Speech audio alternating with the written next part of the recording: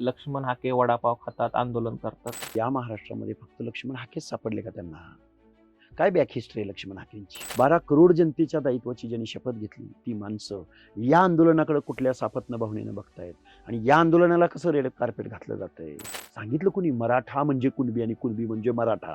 करोडो रुपयाचं घबाड त्याच्याकडे सापडलं. तुम्ही निजामाकडे तुमच्या नोंदी होत्या त्यावेळी तुम्ही निजामाकडं गुलाम म्हणून गेला होता, बलुता म्हणून गेला होता, सेवा द्यायला गेला होता का तलवार गाजवायला गेला होता? याचं उत्तर जरांगे पाटलांनी द्यावं मला. हेलिकॉप्टरमध्ये बसायला मिळालं म्हणजे मी एक हवेमध्ये होतो. नमस्कार, मी Sameer More, Times of Democracy TOD मराठीमध्ये आपल्या सर्वांचं स्वागत. पुरोगामी महाराष्ट्र की जातीसाठी माती खाणारा महाराष्ट्र, 18 पगड जातींचा शिवछत्रपतींचा महाराष्ट्र की राजकारणात गुरफटलेला महाराष्ट्र, उत्तरेला आणि दक्षिणेला मार्गदर्शन करणारा महाराष्ट्र की महाराष्ट्राचं बिहार झाले असं म्हणणारा आपला महाराष्ट्र. या महाराष्ट्रात कधी नव्हे ते जातीय अस्मितेचे आणि राजकारणाचे चांगलेच पेव फुटले. आणि या सगळ्या मागे आरक्षण हेच नेमकं कारण आहे का? कुणाचा संघर्ष योद्धा तर कुणाचा म्होरक्या असे नेतृत्व तयार होणं हे महाराष्ट्राच्या हिताचं आहे का? या सर्वच गोष्टींचा उहापोह घेण्यासाठी आज आपण या मुलाखतीचं आयोजन केलेलं आहे. आज माझ्याबरोबर प्राध्यापक लक्ष्मण हाके सर आहेत. हाके सर, खूप खूप स्वागत आहे तुमचं टाइम्स ऑफ डेमोक्रेसी TOD मराठीमध्ये. नमस्कार, धन्यवाद. खरं तर खूप महत्वाचा मुद्दा आहे आरक्षण. सध्या सगळ्या महाराष्ट्राला वेड लावले, राजकारणी असतील, सर्वसामान्य माणसं असतील, सगळ्यांनाच. बेसिक व्याख्या काय आहे? आरक्षण म्हणजे काय आणि कशामुळे आरक्षण दिलं जातं? आरक्षणाचा इतिहास बघायचा म्हणलं आणि व्याप्ती बघायची म्हणलं तर ती जागतिक पातळीवरती आरक्षणाचा बेस आहे.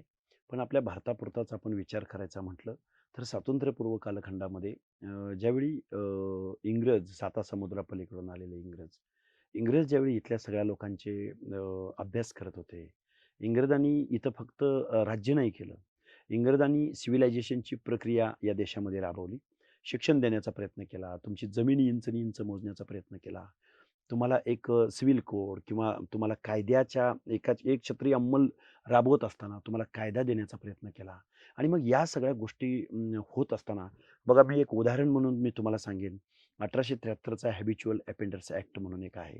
सराईत गुन्हेगार म्हणजे हीच लोक कशा पद्धतीनं गुन्हेगारी किंवा मग पोलीस डिपार्टमेंट, गृह खातं हे ज्यावेळी गोष्टी त्यावेळी राबवत होते त्यावेळी मग सराईत गुन्हेगारीचा कायदा असेल किंवा मग छूत-अछूतपणा असेल, या सगळ्या गोष्टी मला वाटते स्वातंत्र्यपूर्व कालखंडामध्ये इंग्रजांनी ज्यावेळी इथं प्रशासन राबवत होते त्यावेळी त्यांना या गोष्टी त्यांच्या निदर्शनास आलेल्या होत्या.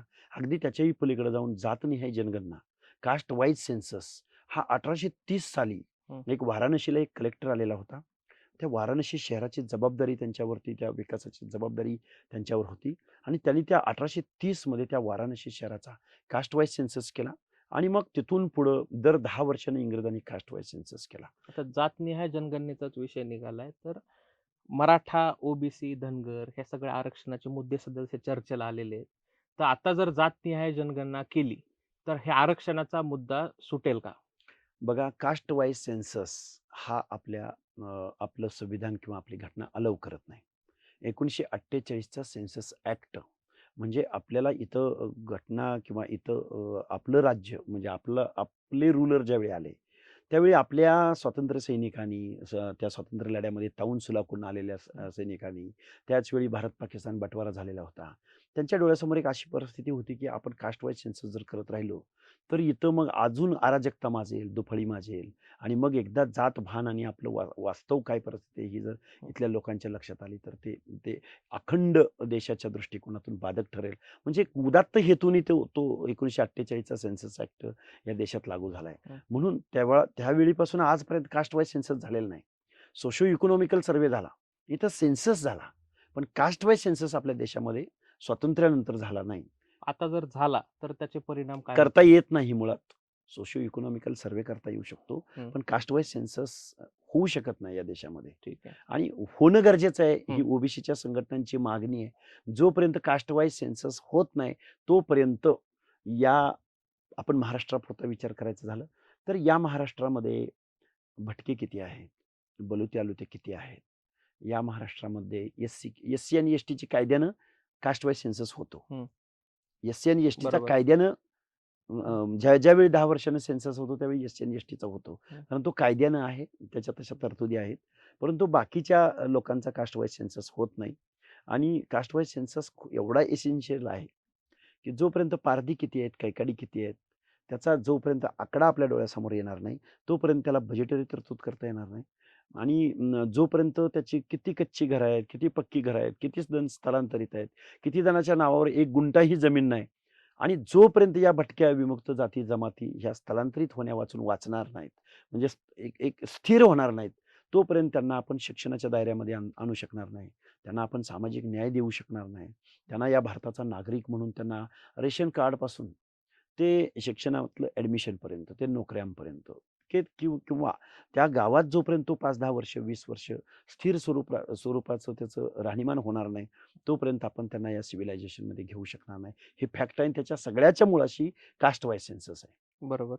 मुद्दा आणखी एक असा महत्त्वाचा आहे, की ओबीसी आरक्षणाचा लढवय्या नेता, ओबीसींचा म्होरक्या असा तुमचा उल्लेख वारंवार केला जातोय. सोशल मीडिया असेल, इतर लोकांमध्ये, तरुणांमध्ये एक क्रेज निर्माण केली आहे तुम्ही. तुम्ही स्वतः धनगर समाजातून येता. धनगरांची एक एस-टी प्रवर्गामधून आमचा समावेश करावा अशी मागणी आहे. त्या मागणीला धरून तुम्ही पुढे जात नाहीयेत, ओबीसींचा लढा उभारताय. मग हा विरोधाभास नेमका काय आणि त्याच्यावर तुमची भूमिका नेमकी काय आहे? मुळात या महाराष्ट्रामधल्या सगळ्या जनतेंना जेवढे आरक्षणाकडं जी लोकं आता सध्या लक्ष लावून बसलेले आहेत, त्या सगळ्या लोकांमध्ये एक संभ्रम निर्माण करण्याचा प्रयत्न जरांगे पाटील, सराटे, अगदी विनोद पाटील सुद्धा. म्हणजे ही माणसं अभ्यासक आहेत, चळवळ लढतायत, न्यायालयीन लढाई लढतायत. पण धनगर समाजाची दिशाभूल करण्याचा प्रयत्न ही लोकं करतायत. तो कसा ते मी सांगतो तुम्हाला. मुळात धनगर समाजाचं जे एस-टीची लढाई आहे, ती आमची 4 पिढ्यांची लढाई आहे. ती लढाई वेगळी आहे.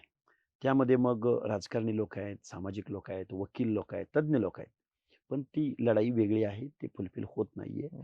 ही ही पण फॅक्ट आहे. पण याच्या पलीकडे जाऊन ओबीसीची लढाई लक्ष्मण हाके का लढतायत हं. असा वारंवार माझ्यावर आरोप होतोय. बरोबर. या ओबीसीच्या 27% रिझर्व्हेशनमध्ये सगळ्यात मोठा लाभार्थी म्हणजे सगळ्यात मोठा हिस्सा बायफर्गेशन करून या महाराष्ट्रामध्ये 3.5% रिझर्व्हेशन हे धनगर कम्युनिटीसाठी आहे. किती टक्क्याचं? 3.5. 3.5%. जाती किती आहेत? 300, 350 जाती आपण आणि जाती उपजाती म्हटलं तर 450च्या पुढे हं. आकडा जातो. त्यामध्ये धनगर समाजाचं 3.5% रिझर्व्हेशन आहे 27%. हं. बरं. फक्त शिक्षण आणि नोकऱ्याच्या एंट्री पॉइंटला महाराष्ट्रामध्ये विजय-एन-टीचे कॉलम केलेले आहेत. कप्पे केलेले आहेत. हं. विजय-एन-टी अ, विजय-एन-टी ब, विजय-एन-टी क, विजय-एन-टी ड. या 4 कप्प्यामध्ये धनगर समाज 3.5% शिक्षण आणि नोकऱ्याच्या एंट्री पॉइंटला घेतो. पण पंचायत राजमधल्या रिझर्व्हेशनमध्ये तो परत ओबीसी काउंट होतो. बरं. परत केंद्रीय लोकसेवा आयोग, रेल्वे असेल अनेक तिथल्या ज्या प्रवेश प्रक्रिया आहेत, तिथल्या ज्या नोकर भरती आहेत, तिथं परत तो ओबीसी आहे. आणि महाराष्ट्रामधलं 27% ओबीसी रिझर्व्हेशन मग बिंदू नियमावलीपासून ते अनेक गोष्टींमध्ये ज्यावेळी रोस्टर ठरतो, त्यावेळी तो 27% ठरतो. मग धनगर एन-टीमध्ये आहे म्हणजे ओबीसीच्या बाहेर आहे. हा जावई शोध. याला अज्ञान म्हणायचं या लोकांचं, का जावई शोध लावलाय म्हणायचं?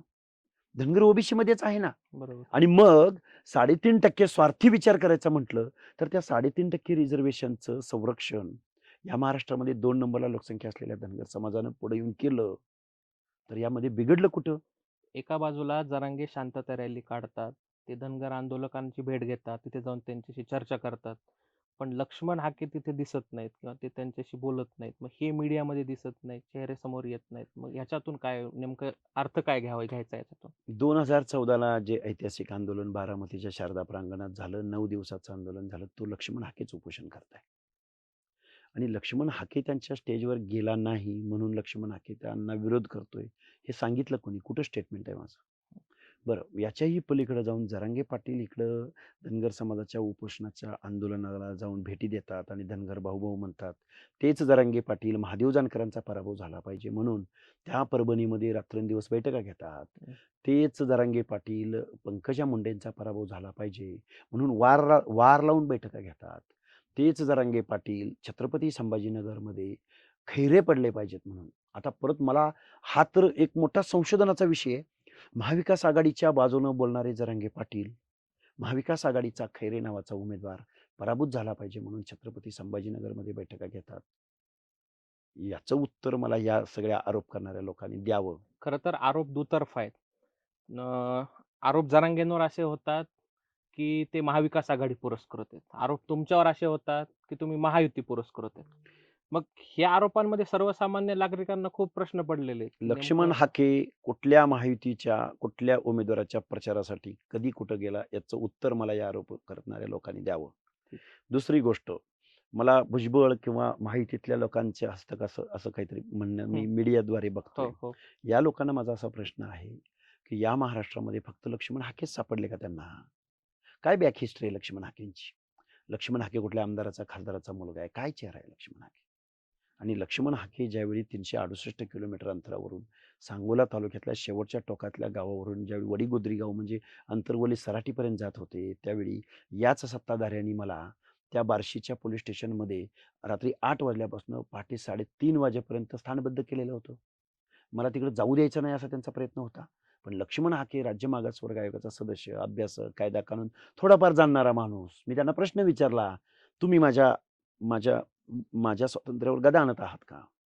संचार स्वातंत्र्य, आचार स्वातंत्र्य, भाषण स्वातंत्र्य, मला आंदोलन करण्याचा अधिकार तुम्ही नाकारत आहात का?"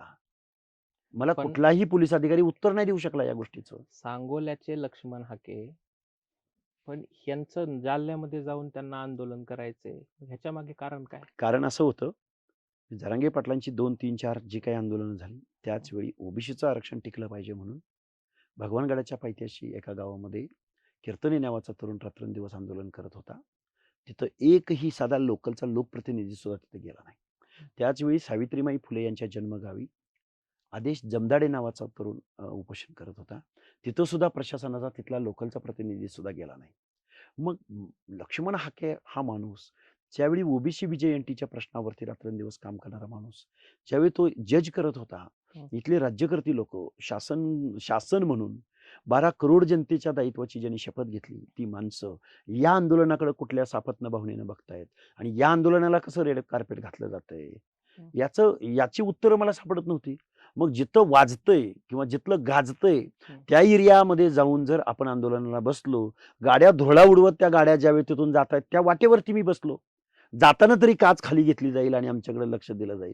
हा माझा साधं लॉजिक आहे माझं तिथं जाऊन ही बसण्यामागचं. वैयक्तिक लढाई होत चालली आहे असं वाटतंय का? की वै जरांगे विरुद्ध हाके माध्यमात दिसते, सोशल मीडियावर दिसते सगळी. ही वैयक्तिक लढाई आहे की सामाजिक लढाई? नेमकी लढाई आहे काय हाच सामाजिक प्रश्न पडलाय. लढ्यांना हं. म्होरक्या लागतो किंवा सामाजिक लढ्याला नेतृत्व लागतं. बरोबर. नेतृत्वाशिवाय कुठलीही चळवळ लढली जात नाही. हं. पण त्या चळवळीचं नेतृत्व करणाऱ्या माणसाची त्या चळवळीप्रती डेप्थ असली पाहिजे, नॉलेज असलं पाहिजे. हं. पण ते नॉलेज असणं, मागणी करणं, हे पण आपण समजू शकतो. लोकशाहीमध्ये प्रत्येकाला अधिकार दिलेला हं. आहे. परंतु आपण 12 करोड जनतेचं ज्यावेळी आपण एक बिग कॅनव्हास डोळ्यासमोर ठेवतो, हं. त्यावेळी एस-सी म्हणजे कोण आहेत? एस-टी म्हणजे कोण आहेत? विजय-एन-टी म्हणजे कोण आहेत? बलुते-आलुते म्हणजे कोण आहेत? विजय-एन-टी मधल्या अ प्रवर्गामध्ये तो कप्पा त्या विशिष्ट लोकांसाठीच का दिला गेला आहे? हं. ब प्रवर्गातल्या लोकांना तो कप्पा त्या विशिष्ट लोकांसाठीच का दिला गेला आहे? सी प्रवर्ग. ह्याच्यामागे लॉजिक आहे. ह्याच्यामागे एक वेगळं स्पेशलायझेशन आहे. आणि मग सामाजिक मागासवर्गीयांच्या यादीमध्ये जाऊन आपल्याला तिथूनच आपल्याला आरक्षण पाहिजे. ही हट्टवादी भूमिका, हं. तिच्या मागचं लॉजिक ते कधीच सांगू शकलेले नाहीयेत. बरं, आरक्षण मागणं इथपर्यंत ठीक आहे. आरक्षण देण्याचा अधिकार ज्या स्वायत्त संस्थेला, संविधानिक संस्थेला म्हणजे स्टेट बॅकवर्ड कमिशनला दिलेला आहे, त्याला काय म्हणायचंय? त्याच्यावरती कोणी अभ्यास करायला तयार नाही. आरक्षणाच्या मुद्द्यावरून सामाजिक मागासलेपण आणि आर्थिक मागासलेपण हे समजण्यात गफलत होतीये का? निश्चित गफलत होती. E-W-S economical weaker section. खरं तर इकॉनॉमिकल वीकर सेक्शनमध्ये आरक्षण द्यायला घटना अलाउड करत नव्हती. तरी पण आमच्या मोदी साहेबांनी आर्थिकदृष्ट्या अमेंडमेंट केली, घटना दुरुस्ती केली. ती कोणीही चॅलेंज करू शकत नाही आता. मग आमचे मोदी साहेब असा उल्लेख केलाय आमचे तुम्ही. मोदी साहेब म्हणजे अरे सवर्ण म्हणजे आर्थिक मागासांना आरक्षण देण्याचं त्यांनी घटना दुरुस्ती केली ना. हं. मग आमचे म्हणायला पाहिजे ना, कारण हं. सहानुभूती आहे ना त्यांच्या मनामध्ये. गरीब झालाय आमचा माणूस. हा जो युक्तिवाद केला जातोय. हं. हं. संवेदनशीलता आहे. तेही चॅलेंज होऊ शकतं, हरू शकतं, हे मला चांगली कल्पना आहे. पण हं. ठीक आहे, तिथपर्यंत जायचं नाही आपल्याला. ठीक आहे. मग ई-डब्ल्यू-एस दिलंय, इकॉनॉमिकल वीकर सेक्शनमध्ये 10% रिझर्व्हेशन दिलंय. माझ्या महाराष्ट्राचा विचार करायचा झाला ना, तर 10% पैकी 8.68% आमच्या मराठा बांधवांना त्याचा फायदा झालाय. आत्ता महाराष्ट्रामध्ये. बरं. आता याच्याही पलीकडे जाऊन मी एक हं. धाडसाने अभ्यासाने एक विधान करेन. हं. ज्यावेळी मराठा कम्युनिटी कुणबीकरणाद्वारे किंवा एस-सी-बी-सी द्वारे जर ह्या ओबीसी मधूनच जरांगे पाटलांच्या म्हणण्यानुसार ओबीसी मधून जर ह्यांना आरक्षण मिळालं तर त्यांना फायदा किती होतोय माहितीये का? 3.5% वर होत नाही. पण ह्या ओबीसींचं जे एक घर आहे ना ते उद्ध्वस्त होत आहे. ओबीसींचं घर, भटक्या विमुक्तांचं घर उद्ध्वस्त होतंय. फायदा किती होतोय? 3.5% होतोय. पण त्याच जरांगे पाटलांच्या त्या लाभार्थी वर्गासाठी जर ईडब्ल्यूएस मध्ये गेला तर त्याचा फायदा 8.68% घेतलाय. याचं उत्तर मला जरांगे पाटलांनी द्यावं. याचं उत्तर मला हे जे कोण सराटी वगैरे मंडळ आहेत ह्या मंडळींनी द्यावं. नेमकं कुणबीमध्ये त्यांना घेतलं, त्यांचा समावेश झाला, तर हा विषय 8 जिल्ह्यापुरता आहे अशी पण एक चर्चा आहे, की पश्चिम महाराष्ट्रातल्या लोकांचा फार काही संबंध नाही. विदर्भातला मराठा समाज आधीच कुणबी आहे. मग हे 8 जिल्ह्याच्या भोवती जे राजकारण फिरते किंवा 8 जिल्ह्यातल्या लोकांना त्याचा जो फायदा होणार आहे, तो मिळू द्या की मग काय अडचण आहे मिळायला. सरसकट मागितलं जरांगे पाटलांनी. हं. अगोदर गोदापट्ट्यातल्या माझ्या बांधवांची भाषा बोलले ते. हं. प्रत्येक आंदोलनाला भाषा बदलत गेले ते. पण त्याच्याही पलीकडे जाऊन मराठा कुणबी आणि कुणबी मराठा किंवा कुणबी हाच मराठा आहे हा जो या महाराष्ट्रामध्ये दाखवण्याचा अट्टाहास होतोय, हं. हाच मुळात बेकायदेशीर आणि इल्लीगल आहे. कारण मंडल आयोगामध्ये जो कुणबी इम्प्लिमेंट झाला होता तो कुणबी वेगळा आहे. ज्याच्या बाबतीमध्ये ज्याला ज्याला कुणबावा करावा लागला वतनदाराच्या जमिनीवरती, आजही ती खूप मोठा लढाई हा तमाम महाराष्ट्रामधल्या सगळ्या विचारवंतांना माझं सांगणं आहे. स्वातंत्र्यपूर्व कालखंडामध्ये डॉक्टर बाबासाहेब आंबेडकरांनी त्या कुणब्यांच्या कुणब्यांच्या बाजूने लढा उभा केलेला होता. आजही त्या कुणब्यांच्या नावावरती त्या वतनदारांनी तिथल्या कुळांच्या नावावरती जमिनी झालेल्या नाहीत. ही फॅक्ट आहे. कोण कुणबी? कुणबी म्हणजे कोण? की रायगड आत्ताचा म्हणजे कुलाबा, हं. रायगड जिल्ह्यातल्या साऊथ मध्ये बहुसंख्येने पकडच्या पकड असणारा कुणबी, रत्नागिरी जिल्ह्यातल्या उत्तरेतल्या भागातला काळे कुणबी, खैरे कुणबी, तिरोळी कुणबी, तिल्होरी कुणबी, हे कुणबी आहेत ज्यांच्या बाबतीमध्ये सोशल डिस्क्रिमिनेशन झालंय. त्या लोकांना कुणबी म्हटलं जातं. सांगितलं कुणी? मराठा म्हणजे कुणबी आणि कुणबी म्हणजे मराठा. औरंगाबाद खंडपीठाचं जजमेंट आहे याच्यावरती.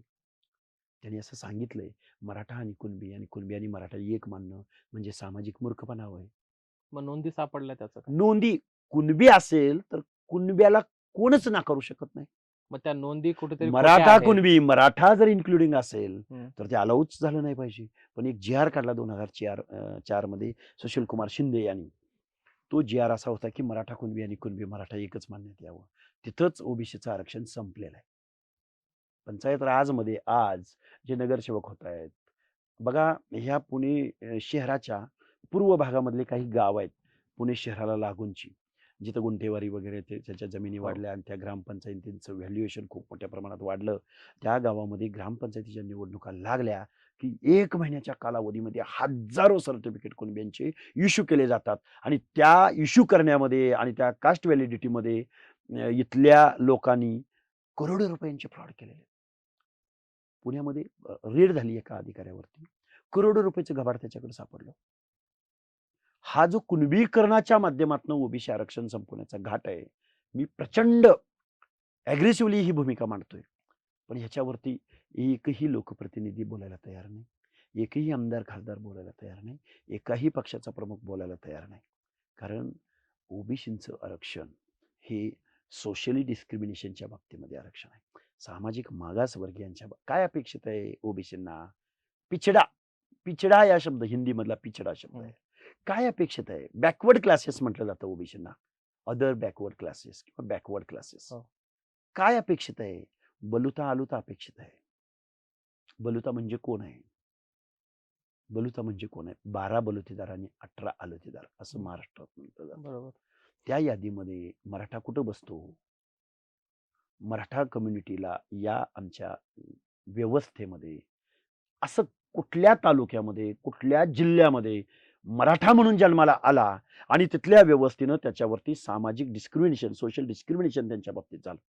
मला एक जिल्हा दाखवायचा, एक, की त्या जिल्ह्यामध्ये मराठा म्हणून जन्माला आला, नामुष्की हे बघा काय असतं तुम्हाला सांगतो.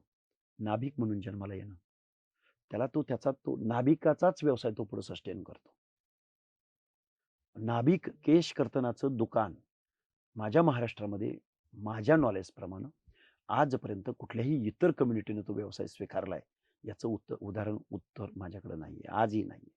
आजही महाराष्ट्रामध्ये जेवढी खेडी आहेत त्या खेड्यामधला जर कोणी संशोधन करत असेल तर किती किती लोकांनी नाभिकांचा व्यवसाय स्वीकारलाय. व्यवसाय स्वीकारला मला रात्री एका चॅनेलवाल्याने विचारलं की कुठलं ते हबीब म्हणून वगैरे वगैरे सांगितलं. मारवाडी स्वीकारतायत किंवा अजून कुठल्या कम्युनिटीमधली लोक स्वीकारतायत, पण माझ्या गावगाड्यामधल्या इतर लोकांनी कुठं किती कसं व्यवसाय धोब्याचा व्यवसाय आहे.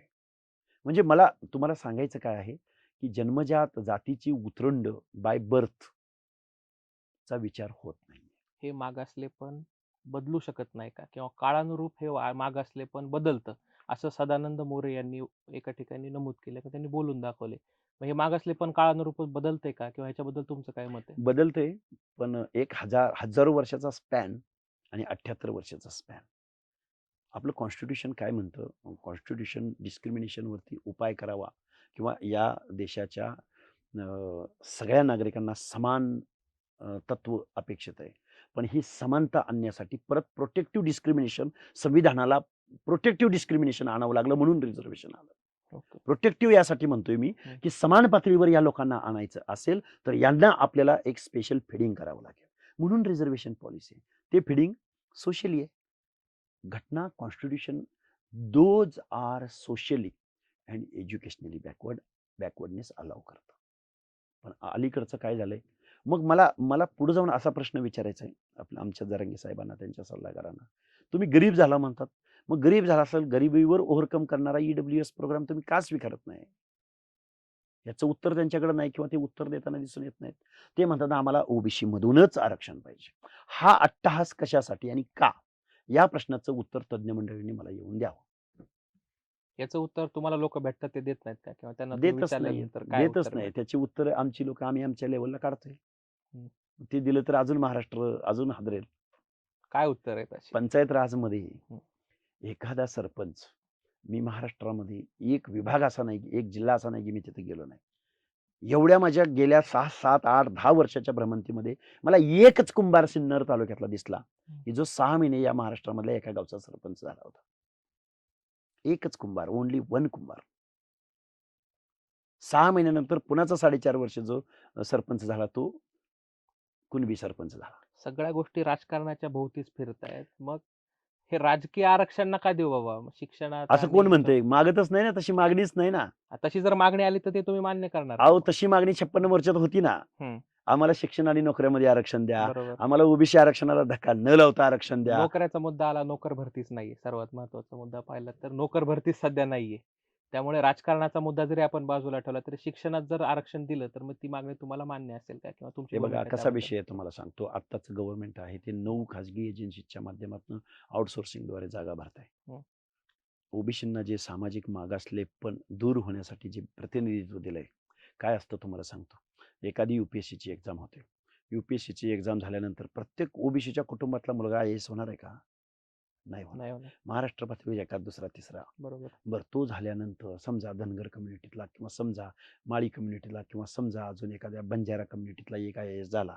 अमुक अमुक राठोड नावाचा मुलगा जर आयएएस झाला, तर ते जे यादीचं नाव बघून जे काही 60 लाख 70 लाख बंजारा या महाराष्ट्रामध्ये राहतात, त्या सगळ्यांच्या मनामध्ये एक फिलिंग येतं, विन विन सिच्युएशन येते. बरोबर. आमचा एक पोरगा कलेक्टर झालाय. बरोबर. आमच्यामध्ये गुणवत्तेला कुठेही वानवा नाही. हं. हे फिलिंग बरोबर. म्हणजे काय म्हणायचं त्याला, आम्ही या लोकशाहीचे घटक आहोत, नागरिक आहोत. आमच्यामध्ये सुद्धा कुठेही गुणवत्ता कमी नाही आहेत किंवा आम्ही कुठं मागासलेले नाही आहेत. ही विन विन सिच्युएशनसाठी रिझर्वेशन पॉलिसी आहे. प्रतिनिधित्वासाठी ते सगळं पर्क्युलेशन व्हायला ह्या खूप गोष्टी आहेत. मी याच्या मागे खूप बोलायचं मला 1 तास लागू शकतो. धनगर आरक्षण लढ्यामुळे समाज आयसोलेट झालाय का? धनगर समाज ह्या आरक्षणाच्या लढ्यामुळे आयसोलेट झालाय असं वाटतंय? नाही, धनगर समाज असेल किंवा ओबीसी प्रवर्ग असेल टोटल, या प्रवर्गामधल्या तरुणांना आपण डावललं जातोय ही त्यांची भावना तीव्र आहे. लोकसभेमध्ये जसं आपल्याला दुर्बीण घेऊन आपली माणसं शोधावी लागतात किंवा विधानसभेमध्ये जसं दुर्बीण घेऊन माणसं शोधावी लागतात आणि जी काही हाताच्या बोटावर मोजणारे ओबीसीचे सो कॉल्ड लीडर आहेत असं म्हणू आपण थोडंसं, ती माणसं ठाम भूमिका घेताना दिसून येत नाही. हातावर मोटावर मोजण्या एवढी आहेत, त्याच्या मागे काय कारण आहेत मग? का समाज कुठे प्रतिनिधित्व मागं पडला? भेटतच नाही ना. समाज मागं पडण्याचा विषयच येत नाही. का लक्ष्मण हाके जर पुढे आले तर मग दुसरे का नाही पुढे येऊ शकत आणखी कोणी? ते पण लक्ष्मण राजकारणात. हाके जरी आज सोशली भूमिका मांडत असले, फुले शाहू आंबेडकरांची भाषा बोलत असले, हं. तर लक्ष्मण हाकेचं पॉलिटिकल हे बघा ना, त्यांनी प्रयत्न करून बघितलाय. उभं राहून बघितलंय. त्यामुळं बरं. मॅन, मनी, मसल पॉवर आणि शासक हं. बनण्याची जे काही व्याकरण आहे, जे काही मेटाफिजिक्स आहे, ते मेटाफिजिक्स ओन्ली वन मराठा कम्युनिटीकडे आहे. बरोबर. आणि परत सुप्रीम कोर्टाची जी जजमेंट आहेत, हं. त्या जजमेंटमध्ये या सगळ्या गोष्टींचा कात्याकूट करून झालेला आहे. तो सुप्रीम कोर्टाचं जजमेंट अगदी थोडक्यात सांगतो, टच करतो फक्त. हं. सुप्रीम कोर्ट म्हणतं, जी कम्युनिटी शासक आहे, ती कम्युनिटी मागास कशी असू शकते? बरं ती शासक स्वातंत्र्य मिळाल्यानंतर नाहीये. ती कम्युनिटी शेकडो वर्ष छत्रपती शिवरायांच्या राज्यापासून ते अलीकडपर्यंत. हं. आता जे जरांगे पाटील आमच्या हैदराबादच्या आमच्या निजाम संस्थानामध्ये नोंदी सापडल्या म्हणतात. हं. तेच जरांगे पाटील हे सांगत नाहीत, की त्यावेळी आमच्या नावावर किती कितीशे एकरची सातबारे होते. हे मात्र पद्धतशीरपणे सांगत नाहीत. हं. याचं उत्तर जरांगे किंवा त्यांचे सल्लागार देतील काय मला? तुम्ही निजामाकडे तुमच्या नोंदी होत्या त्यावेळी तुम्ही निजामाकडं गुलाम म्हणून गेला होता, बलुता म्हणून गेला होता, सेवा द्यायला गेला होता, का तलवार गाजवायला गेला होता? याचं उत्तर जरांगे पाटलांनी द्यावं मला. मराठा निजामांच्या पदरी कशासाठी गेला होता? सरदार म्हणून गेला होता, वतनदार म्हणून गेला होता. मला हे संस्थान, मला या 12 गावांचं वतन भेटलं पाहिजे म्हणून गेला होता. हं. हं. म्हणजे सैनिक म्हणून गेला होता. हाके सर, एक प्रश्न असा आहे की शिक्षण सम्राट, साखर सम्राट आणि जी मोठी मोठी लोक आहेत, सम्राट हा शब्द वापरतोय आपण, बरोबर? तर ते लोक आणि एक शेतमजूर, मराठवाड्यातल्या तळागाळातला शेतमजूर आणि एखादा तरुण, या सगळ्यांना आपण एकाच पारड्यात जर मोजतोय तर हे कितपत योग्य आहे? त्याच्याबद्दल तुम्हाला काय वाटतं? मला असं वाटतं या महाराष्ट्रामध्ये फक्त मराठा कम्युनिटी राहते. इतर कम्युनिटी राहत नाहीत. तुम्ही फक्त तुलना कुणाची करताय? साखर सम्राटाची, संस्था सम्राटाची आणि मजूर मराठा समाजाची तुलना करताय. एकच कम्युनिटी राहते महाराष्ट्रात. महाराष्ट्रामध्ये बलुतेदार राहतात, अलुतेदार राहतात. तुम्ही साखर सम्राट, आमदार, खासदार, मानानं वतनदार असणारा माणूस, घोरपडे, साळुंखे, त्याची तुलना आणि ओबीसी मधल्या बलुता, अलुता, भटका याची तुलना कधी करणार आहात तुम्ही? हा काय अँगल तुमच्या समोर येत नाही? एका बाजूला म्हणायचं की आम्ही गरीब आहोत आणि आमची साखर सम्राट आमदाराबरोबर कशाला तुलना करताय? आणि दुसऱ्या बाजूला तुम्ही सरसकट मागणी करायची. त्या गरजवंताला न्याय भेटणार आहे का? हा झाला एक अँगल. हं. दुसरा अँगल असा आहे, गरिबीच्या व्याख्या ठरवल्या कोणी? 20 एकरावरनं 2 एकरावर आला म्हणून तुम्ही गरीब झाला. पण ज्याच्या नावावर सातबाराच नाही, त्याची तुलना तुम्ही कधी करणार? कुठं करणार? भटक्या विमुक्त जाती जमातीच्या लोकांना आजही गावगाड्यामध्ये 8 दिवसाच्या पलीकडे राहण्याची परवानगी नाही. आजही ऊसतोड मजूर म्हणून या माझ्या महाराष्ट्रापुरता विचार करायचा म्हटलं, तर तिथं तो लमाण येतो, म्हणजे बंजारा येतो, तिथं वंजारी येतो, तिथं धनगर येतो. मेंढपाळीचा व्यवसाय, त्या घोड्याच्या पाठीवरती तो सगळा संसार लादून कुत्री, करडं, लेकरं आणि मग ऊन, वारा, पाऊस त्याला ते हे करत स्थलांतरित होतात लोकं. त्या मेंढपाळीचा व्यवसाय. त्याची तुलना कुणाबरोबर करायची? भटक्या विमुक्त जाती जमातीमधला नाथपंथी डवरी गोसावी ज्याच्या बाबतीमध्ये मॉब लिंचिंग होतं. त्याची तुलना साखर कारखानदाराबरोबर करायची? का तो 2 एकरावर आलेल्या गरीब मराठ्याबरोबर करायची? कोण मागास, कोण पिछडा, कोण शोषित याचा कोण विचार करणार आहे की नाही? का एकच मराठा समाज राहतो महाराष्ट्रामध्ये? का फक्त मराठा समाजासाठी जो 14-15% आहे महाराष्ट्रामध्ये, त्याचीच फक्त विचार होणार का महाराष्ट्रामध्ये? त्यालाच लोकशाहीनं अलाउ केलंय का? संविधानानं अलाउ केलंय का? या लोकांचं कोण कधी कधी चर्चा करणार आहे? अरे एक नापिकी झाली, एखादी बाग गेली, तर त्याला तुम्ही अनुदान त्याच्या खात्यावर अलाउ करता किंवा देता किंवा डीसीसी बँकेचं एखादं लोन त्याला अलॉट करता. या भटके विमुक्ताला, या बलुतेदाराला, एखाद्या नाभिकाला कुठल्या डीसीसी बँकेनं 5-25 लाख, 5 लाख, 10 लाख, 2 लाख कर्ज दिल्याचं उदाहरण मला महाराष्ट्रात दिसत नाही. कारण तो रुलर नाही, कारण तो बलूत आहे, कारण तो सेवा देतोय, कारण तो या व्यवस्थेमध्ये सेकंड पोझिशनला आहे, थर्ड पोझिशनला आहे. त्याला आजही माणूस म्हणून, गावचा नागरिक म्हणून जे ट्रीट व्हायला हवं ते मिळत नाही. त्याला सामाजिक मागासलेपण म्हटलं जातं. आर्थिक मागासलेपण हा कॉन्सेप्ट वेगळा आहे. सामाजिक मागासलेपण हा कॉन्सेप्ट वेगळा आहे. या दोन्ही गोष्टींमध्ये जरी वेगवेगळ्या गोष्टी आहेत, त्या सगळ्या गोष्टी म्हणताय, पण सर्वसामान्य तरुण, मराठा तरुण आहे, त्याला असं वाटतंय, बाबा जरांगे आम्हाला आरक्षण मिळवून देतोय, पण लक्ष्मण हाके जे आहेत ते आम्हाला अडसर ठरतायत. या सर्वसामान्य मराठा तरुणाला तुम्ही काय सांगाल? हे बघा, महाराष्ट्रातल्या तमाम मराठा तरुणांना जे अभ्यास करतायत, जे एम-पी-एस-सी करतात, माझे मित्र आहेत, माझे क्लासमेट आहेत, सगळ्यांचे मला कॉल येतात. ज्यांच्या बाबतीमध्ये सोशल डिस्क्रिमिनेशन झालंय, त्यांना रिझर्व्हेशन ही पॉलिसी आहे. जरांगे पाटील जे सांगतायत ना, तुमच्यावर ही वेळ आली, ती ओबीसी आरक्षणामुळे आली किंवा ओबीसी आरक्षण मिळाल्यामुळं तुमच्या घरावर कौलं येणार आहेत. हम्म. त्या जरांगे पाटलांना, त्यांच्या सल्लागारांना माझी विनंती आहे, अगदी जबाबदारीनं मला त्यांना सांगावंसं वाटतं, की महाराष्ट्राचं वर्षाचं बजेट फुले शाहू आंबेडकरांच्या पुरोगामी म्हटलं जातं, प्रगत महाराष्ट्र म्हटला जातो.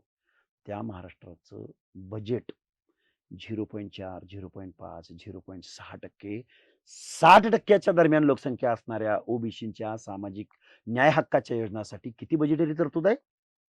0.4, 0.5, 0.6 आणि आत्ताचं बजेट 1% आसपास गेलंय. काय मिळत असेल ओबीसी आरक्षण मिळाल्यानंतर? काय बजेटरी तरतुदी होत असतील? बरं, असं एखादं उदाहरण यांनी मला सांगावं, की ओबीसीच्या रिझर्व्हेशनमुळे ओबीसी मधल्या काही जाती एवढ्या पुढे आल्या, की त्यांनी 5-50 कारखाने काढले, 5-50 चिलिंग प्लांट काढले, 5-50 आमदार झालेत, 5-50 2, 4, 5 खासदार झालेत आणि त्यांची एवढी मक्तेदारी निर्माण झाल्या आणि त्यांच्या मक्तेदारीमुळं, त्यांच्या डॉमिनंट भूमिकेमुळं मराठा समाजावर पिछडे होण्याची वेळ आली. मराठा समाज मागास झालाय. तुम्ही कशाचं आरक्षण मागताय? मागासांचं आरक्षण मागताय. मागासाचं आरक्षण मागत असताना तुम्ही कुठल्या क्षेत्रामध्ये पिछडलाय, याचं उत्तर मला जरांगे पाटलांनी आणि जरांगे पाटलांच्या सल्लागारांनी द्यावं. या प्रश्नाचं उत्तर, कुठं पिछडलाय तुम्ही? आणि तुम्ही पिछडला असाल, मराठा समाज या क्षेत्रामध्ये पिछडलाय, असं जर उदाहरण असेल, तर मग पुढारलाय कोण? कुठली कम्युनिटी? स्पेसिफिक कुठली कम्युनिटी ओबीसी मधली? त्या कम्युनिटीचं नाव मला या लोकांनी सांगावं. या मागासलेपणामध्ये नेमका मध्यबिंदू गाठायचा तरी कसा मग? मध्यबिंदू तुम्ही गाठायचा, हे आंदोलन बघा, करणार, ते हे बघा, हे आंदोलन बघा, करणार, हे चालूच मी राहणार. मुलाखतीच्या सुरुवातीला सांगितलं होतं, हं. इथं सामाजिक वेलफेअर म्हणजे सोशल वेलफेअरच्या शासनाकडं 3.5 लाख करोडच्या आसपास माझ्या महाराष्ट्राकडे बजेट आहे दर वर्षाला. हं. त्या बजेटमध्ये आज सारथी नावाची संस्था आहे, अण्णासाहेब पाटील महामंडळ आहे. बरं, जे आमदार झाले, जे खासदार झाले, त्या आमदार खासदारांनी त्या विकासाचं विकेंद्रीकरण करणं ही त्यांची जबाबदारी आहे. जरांगे पाटील जबाबदार कोणाला धरतायत? भुजबळांना किंवा ओबीसीना धरतायत. आमचं तुम्ही 70 वर्ष खाल्लंय. हं. मंडला हे इम्प्लिमेंट 93-94 ला झालाय. 28-29 वर्ष झाली. हं. ते काय म्हणतात 70 वर्ष खाल्ली. मग विषय उरतो असा, की खाल्लं तर मग काय खाल्लं? त्यांच्या वाट्याला किती गेलं? काय तुम्ही दिलं त्यांना? त्या ओबीसी रिझर्व्हेशनमुळं पंचायत राजमध्ये ओबीसी रिझर्व्हेशन आहे. कायद्याच्या सभागृहात तर नाही, विधानसभेत नाही, लोकसभेत नाही.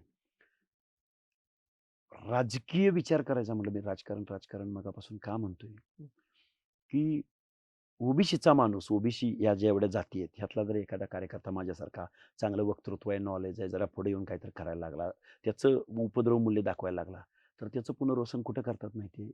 हे प्रस्थापित, ही जे जरांगे पाटलांच्या त्यांना जे सपोर्ट करतात आता ती लोक, त्याला ओबीसी सेलचा प्रमुख बनवतात, त्याला त्या भटक्या आघाडीचा प्रमुख बनवतात, त्याला अल्पसंख्याक आघाडीचा प्रमुख बनवतात. द्या ना, 60% लोकसंख्या आहे ना, द्या ना 60% तिकीट, त्यांना लढायला संधी द्या. 60% ओबीसींना देताय तुम्ही? रोख कोणाकडे आहे तुमचा?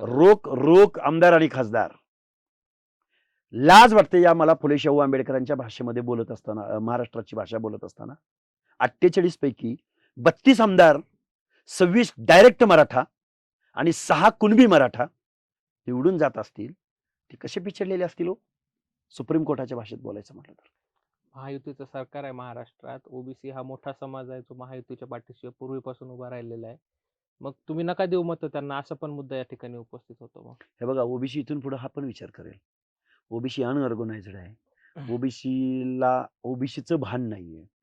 इथं धनगराची संघटना वेगळी आहे, बंजाराची संघटना वेगळी आहे, माळ्यांची संघटना वेगळी आहे. अनऑर्गनाइज्ड आहे म्हणजे त्याला कळत नाही. ह्या जर भ्रमात असतील तर त्यांना माझ्या शुभेच्छा आहेत.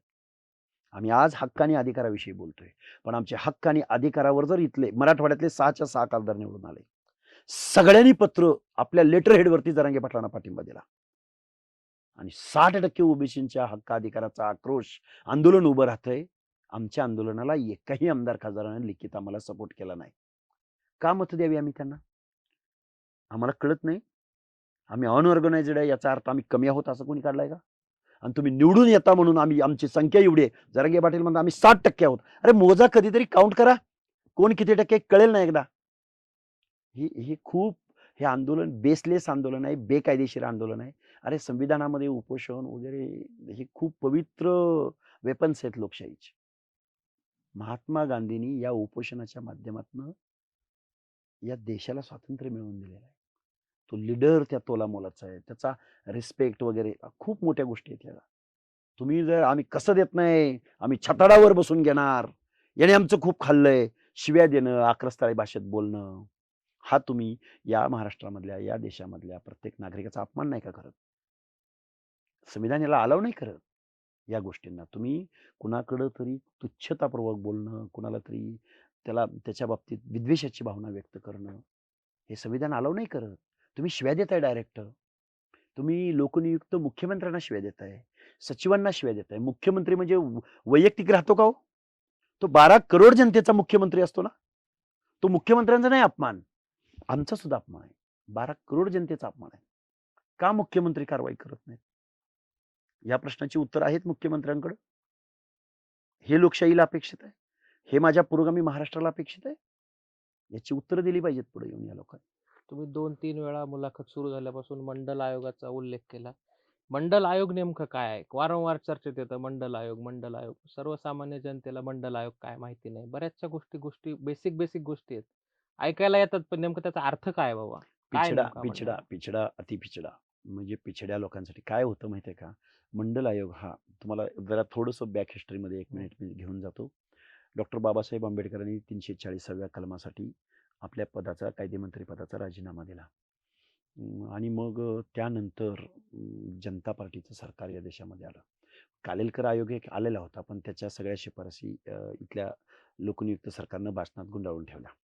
पण त्यानंतर जनता पार्टीचं सरकार आलं आणि मोरारजीभाई देसाई या देशाचे पंतप्रधान झाले आणि त्यांनी मग तो मंडल आयोग नेमला. हं.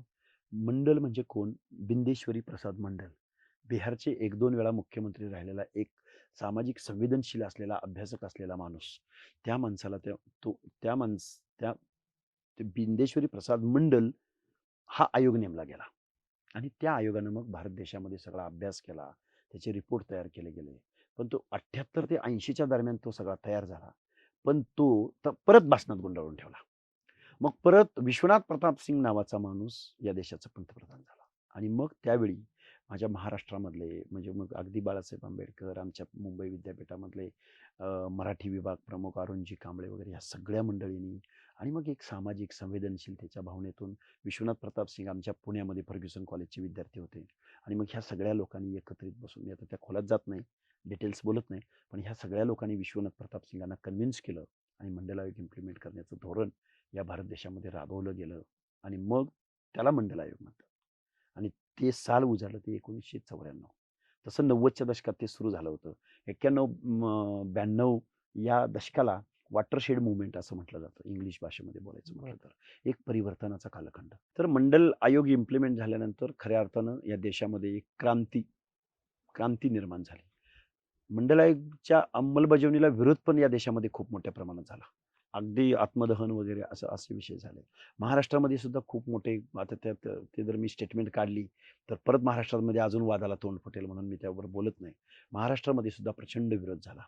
महाराष्ट्राच्या विधान सभेमध्ये बबनराव ढाकणे नावाचे आमदार होते. त्यांनी राजदंड पळवलेला होता.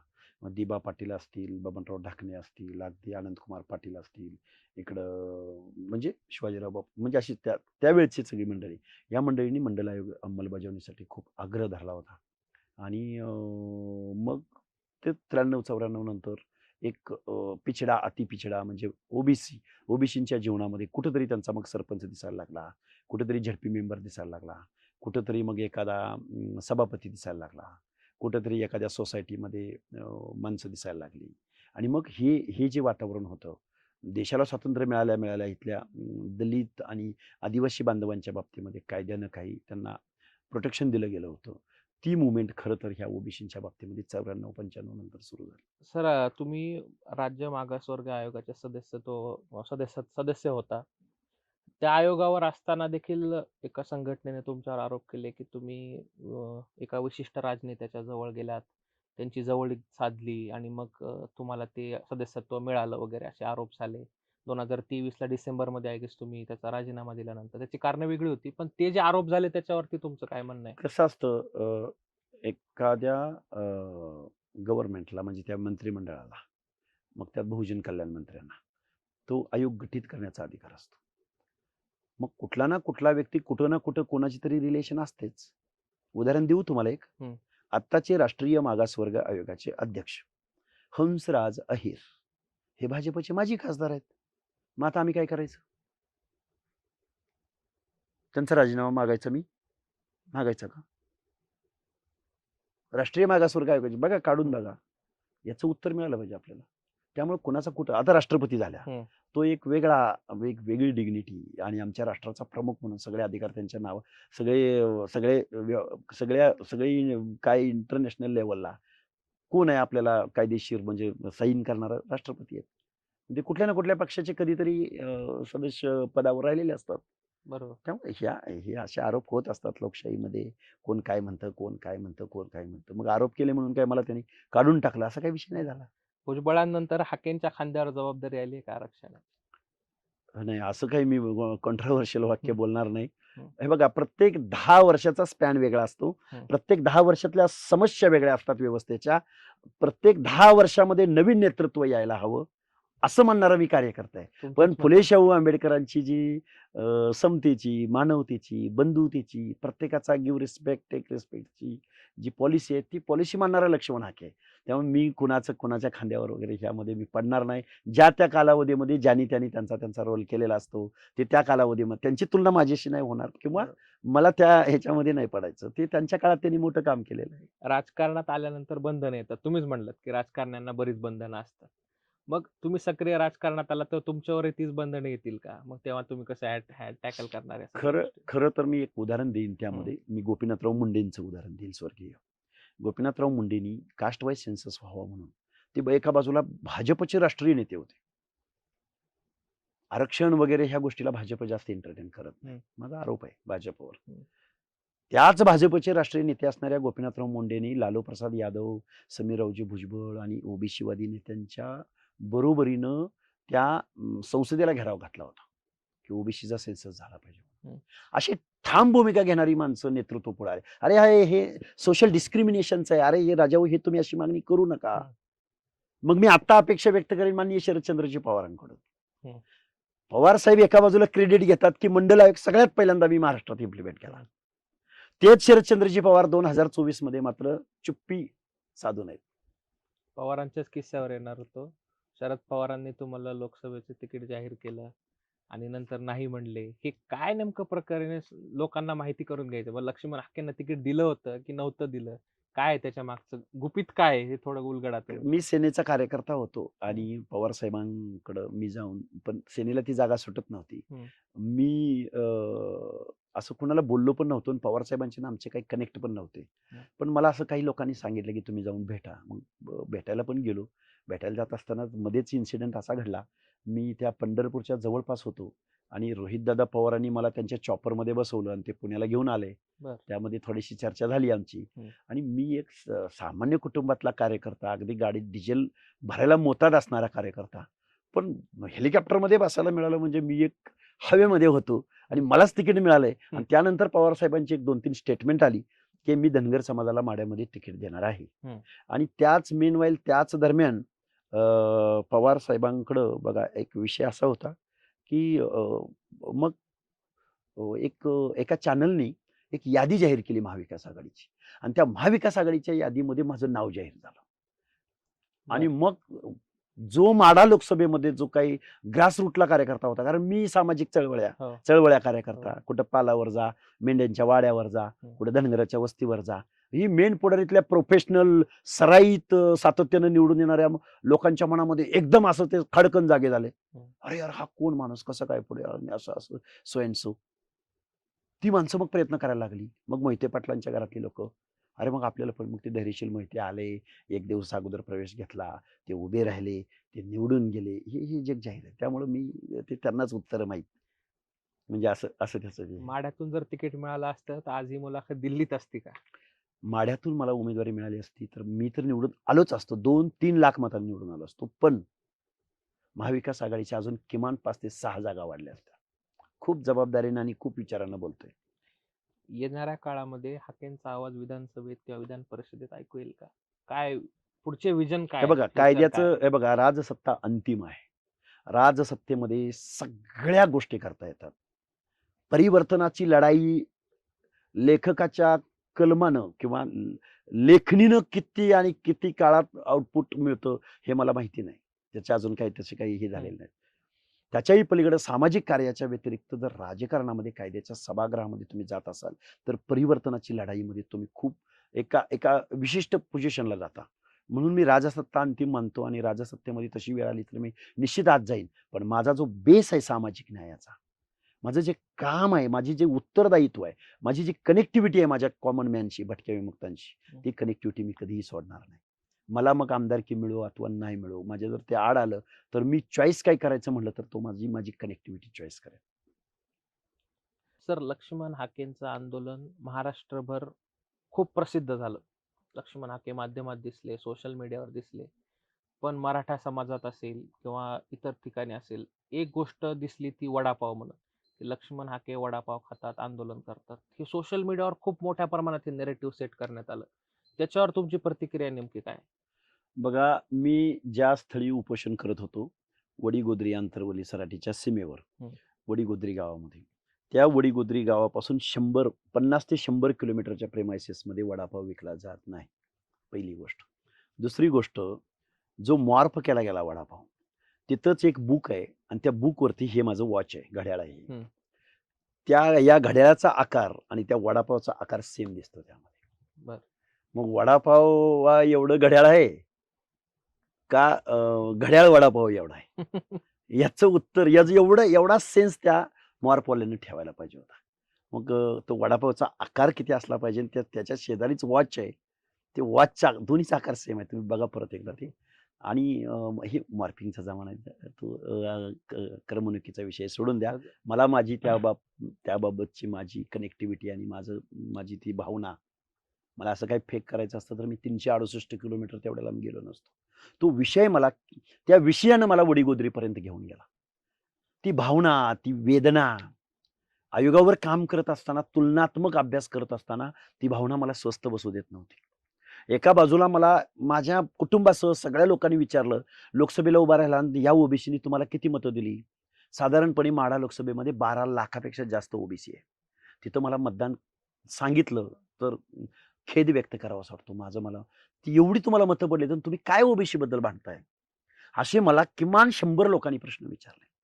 पण भावना स्वस्थ बसू देत नव्हती. वेदना आणि ती जाणीव स्वस्थ बसू देत नव्हती. म्हणून मी त्या 368 किलोमीटर अंतर ओलांडून त्या वडीगोद्री गावामध्ये गेलो. तिथं गेल्यानंतर शटर ओपन केलं. धूळ एवढी होती, त्या धुळीतच गाद्या टाकल्या आणि उपोषणाला सुरुवात केली. ही फॅक्ट आहे. खरं आता कार्यक्रमाच्या मुलाखतीच्या आपण शेवटच्या टप्प्यात येतोय. तर एक खूप महत्वाचा आणि गंभीर असा प्रश्न आहे, की वाड्या वस्त्यांवरची शाळेत जाणारी पोरं किंवा हॉस्टेलमध्ये राहणारी रूम शेअर करणारी पोरं यांच्यामध्ये एक वेगळाच वाद पेटलाय, की तू कोणत्या जातीचा, मी कोणत्या जातीचा. हे समीकरण आधी बघायला मिळत नव्हतं. पण गेल्या काही दिवसात हे खूप मोठ्या प्रमाणात दिसते आणि एक वेगळाच काहीतरी मेसेज त्यांच्यापर्यंत पोहोचतोय. तर या सगळ्या गोष्टीला कसं थांबवायचं किंवा या पोरांना कसं समजून सांगायचं तुम्हाला? शाळेत जाणाऱ्या पोराला कसं समजून सांगणार, की बाबा जात-पात हे प्रकरणं काय चाललेली आहेत सध्या, ज्याला काहीच नाही कळत आज? विषय असा आहे, की महात्मा फुलेंनी सुद्धा जाती अंताच्या लढाईची भाषा केलेली होती. आता किती कितीशे वर्ष झाली ते तुम्हाला माहिती आहे. याच्याही पलीकडे जाऊन शाळेमध्ये आपण प्रार्थना किंवा प्रतिज्ञा म्हणतो, की भारत माझा देश आहे आणि भारतातले सर्व माझे काय बांधव आहेत हो, वगैरे, वगैरे हो. So and so. पण ते प्रॅक्टिकली जे मूल्य शिक्षण आहे किंवा एक आदर्श नागरिक म्हणून या देशाचा उभा राहायला पाहिजे. ते मूल्यात्मक शिक्षणाची कुठेतरी कमतरता या देशामध्ये दिसून आली. त्याच्याही पलीकडे जाऊन आज आरक्षण, आरक्षण, आरक्षण या दायऱ्यातून सगळीकडे पाहिलं गेलं, या देशानं जर शिक्षणावरती जर जोर दिला असता आणि सर्व लोकांना समान संधी, सर्व लोकांना समान दर्जाचं शिक्षण जरी इथल्या व्यवस्थेनं अरे तुम्ही गॅस विकताय, तुम्ही रोड करताय, तुम्ही गटारं स्वच्छ करताय. गव्हर्नमेंटनं हे काम करायचं असतं. पण शिक्षण मात्र ज्याच्यावरती नागरिक उभा राहतोय, ज्या पायावरती देश उभा राहतोय, तिथं तुम्ही प्रायव्हेटायझेशन करताय. 6वी-7वी पर्यंत पायट्याच्या शाळा तुमच्या आहेत. जिल्हा परिषद पंचायतींच्या शाळा तुमच्या आहेत. कॉर्पोरेशनच्या शाळा आहेत. पण त्याच बाजूला तुम्ही खाजगीकरणाद्वारे म्हणजे कलेक्टरचा मुलगा एका हाय-फाय कॉन्व्हेंटमध्ये शिकावा आणि गोरगरीब कष्टकऱ्याचा, सामाजिकदृष्ट्या मागासवर्गीयाचा मुलगा पायट्याच्या शाळेमध्ये शिकावा. म्हणजे तिथंही तुम्ही पैसे खर्च करणार आणि तिथेही तुम्ही व्यवस्थेला वाव देणार. हे जे काही शासन पुरस्कृत ज्या गोष्टी घडल्या, त्या गोष्टी या मुळाशी आहेत या सगळ्यांच्या. त्याच्यावर मी कधीतरी खूप सविस्तर बोलेन. मराठा समाज असेल, धनगर, वंजारी जे कोणी असतील, एका ताटात खाणारी ही पोरं होती, ही मित्र होती. आज एकदम वैरासारखं का वागायला लागले? हे समाज कुठे जातोय आपला डिजिटल नेमका? जमाना आहे हा. प्रत्येकाच्या हातामध्ये मोबाईल आहे आणि प्रत्येकाला एक व्यक्त होण्याचा अधिकार इथं निर्माण झालाय. आम्हाला आरक्षण का मिळत नाही? माळ्याला मिळते, धनगराला मिळते, ह्याला मिळते, मग आम्हाला का मिळत नाही? मग आमचा अमुक टक्केवाला आणि तमका तमुक टक्केवाला. ही फॅक्ट नाहीये. आरक्षण का दिलं गेलंय? कुणाला दिलं गेलंय? कशासाठी दिलं गेलंय? त्याच्या मागचं काय कारण आहे? SC scheduled caste, ST scheduled tribes, VJNT त्याचे भटक्या विमुक्त जाती जमाती. त्यामधला परत अप्रवर्ग का केला? उगाच ह्या 4 जाती इकडे घालूया आणि ह्या 4 जाती असं नाहीये ते. अप्रवर्गामध्ये ज्यांना गुन्हेगार, जन्मजात गुन्हेगार शिक्का दिला गेलाय ते अप्रवर्गामध्ये येतात. विमुक्त जाती, विशेष मुक्ती. परत त्यांची गाऱ्हाणी वेगळी आहेत. त्यांना 1954 ला स्वातंत्र्य भेटलंय. ते विमुक्त दिन वेगळा साजरा करतायत. ते एक जग पूर्णतः वेगळं आहे. त्याच्यावरती कोणीही बोलायला तयार नाही. ब प्रवर्गामध्ये सगळे जोशी, सगळे आपले जे लोकदैवत आहेत. ई वर्गातले, बा वर्गातले, बिरोबा, धुळोबा, खंडोबा, अमुक बा वर्गातले, ई, ताई आहे, मरी आहे, जाकाई, जोकाई ह्या लोकदैवताची उपासना करणारे आणि महाराष्ट्राची अस्सल संस्कृती पुढे घेऊन जाणारे हे देवतांचे उपासक आहेत. ते ब प्रवर्गात आहेत. क प्रवर्गात धनगर आहे, मेंढपाळ, धनगर आणि तत्सम. ड प्रवर्गात वंजारी आहेत. प्रत्येकाची एक सोशल म्हणजे प्रत्येकाची एक खासियत आहे. वेगळेपण आहे. हे म्हणतात मंडल आयोगाने अमक्या जाती अशाच अभ्यास न करता अशाच टाकल्या. कुठली जात आहे हो अशीच टाकलेली मला सांगू शकाल? हे जे लोक आरोप करतायत ना मंडल आयोगाच्या बाबतीमध्ये, मंडल आयोगालाच कटकऱ्यामध्ये उभे करतायत ना, त्या लोकांनी कधीतरी यावं माझ्यासमोर. प्रत्येक जातीचं सोशल डिस्क्रिमिनेशन मी त्यांच्यासमोर मांडू शकतो. अभ्यासानं बोलतोय. मी कमीत कमी 150 आर्टिकल या जाती जमातीवर लिहिलेले आहेत. कधीतरी मी पब्लिश करेनच आता थोड्या दिवसामध्ये. ह्यावरती कोणी म्हणून म्हणून म्हणून खेद व्यक्त करावा असं वाटतो या फुले शाहू आंबेडकरांच्या महाराष्ट्रामध्ये. अहो इथले विचारवंत, इथले साहित्यिक, इथले रिटायर्ड जज नाही पुढे येताना दिसून येत. अगदी ज्यांचं लोकांवरती खूप मोठा प्रभाव आहे ते शरदचंद्रजी पवार सुद्धा बोलताना दिसून येत नाहीत. मग हेच पुरोगामी नेते आहेत का? हेच उठसूट फुले शाहू आंबेडकरांची भाषा बोलणारे नेते आहेत का? सांगावं त्यांनी, अरे नाही रे, सामाजिक मागासलेपण, सामाजिक दृष्ट्या ज्यांच्यावरती दुय्यम वागणूक दिली गेली, ज्या बलुत्यांना, आलुत्यांना, भटक्या विमुक्तांना, बाबासाहेबांनाही हा प्रश्न इथल्या व्यवस्थेने विचारला होता. त्यामुळं ओबीसींना कायम दुय्यम वागणूक मिळत आलेली आहे आणि आत्ताही दुय्यम वागणूक मिळते. त्याचं कारण असं आहे की 18 पगड जाती आहेत, शेकडो जाती आहेत, त्यामुळे त्यांच्यात युनिटी नाही आणि इथल्या राजकारणावरती आणि निवडणुकीच्या राजकारणावरती ते प्रभाव पाडू शकत नाहीत. हे मोठं दुखणं आहे या सगळ्या कारणांची. कारण प्रत्येक पक्ष, सगळ्या पक्षाचे प्रमुख 5 वर्ष इलेक्शन मोडमध्ये आहेत. अरे निवडणुकीच्या अगोदर 2 महिने, नंतर 1-2 महिने एवढा इलेक्शन मोड असला पाहिजे ना. तुम्ही कायम जर राजकीय भूमिकेतून पाहत असाल तर या व्यवस्थेमधला शेवटचा घटक, या व्यवस्थेमधला सामाजिक मागास कधीही सिव्हिलायझेशनच्या प्रक्रियेमध्ये येणार नाही. धन्यवाद सर, तुम्ही वेळ दिलात आणि आम्हाला धन्यवाद. पूर्णपणे सविस्तर सगळ्या प्रश्नांची उत्तर अगदी बेधडकपणे दिलीत. तर हे होते लक्ष्मण हाके सर आणि यांनी अतिशय तिखट प्रश्नांची उत्तरं देखील आपल्या अभ्यासू व्यक्तिमत्वातून दिलेली आहेत. सर खूप खूप धन्यवाद तुमच्या टाइम्स धन्यवाद. ऑफ डेमोक्रेसीमध्ये. धन्यवाद. Thank you.